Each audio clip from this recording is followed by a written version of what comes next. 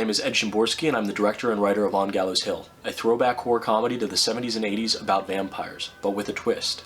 If you're a vampire in Gallows Hill, you have to get the blood of your specific blood type in order to survive. So, our story is about an everyman's dark descent into the world of vampires, but he has O-negative blood, one of the rarest types. Think American Werewolf in London meets Blue Velvet.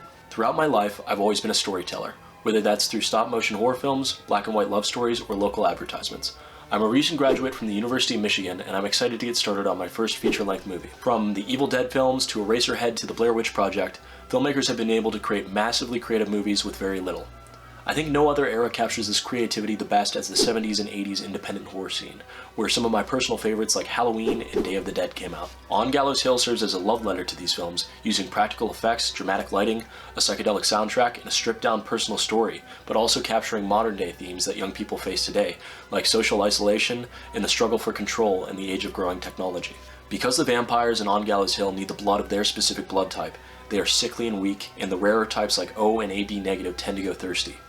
If a vampire goes 20 days without blood, they'll become so weak and gaunt that they cannot move their limbs at all, essentially becoming a living corpse, which adds this ticking time bomb element to our story. So, our tale begins in the city of Gallows Hill as the sun sets, and we're introduced to our main character and lovable bonehead, Matthew Bishop, a 20-year-old college student kind of trying and failing to balance all of these different aspects in his life. After some poor decision-making one drunken night and pissing off the wrong bouncer, Matt is bitten by a vampire and must deal with the consequences of only being able to drink O-negative blood.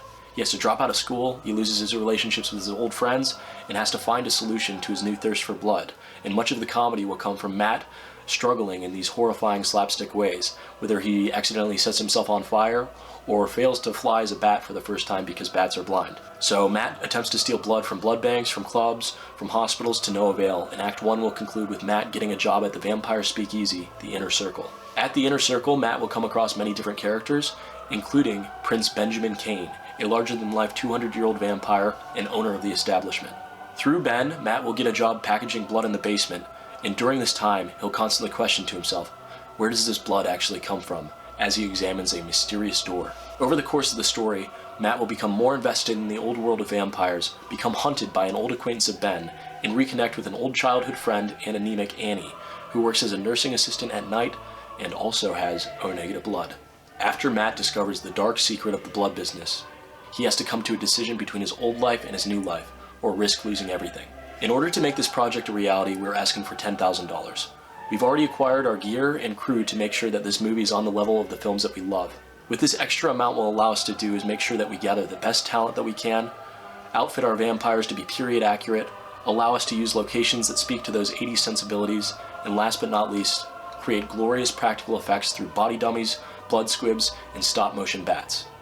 Please consider donating and get access to some really cool rewards, including posters, an art book, a personalized tarot card from me, and even props from the movie.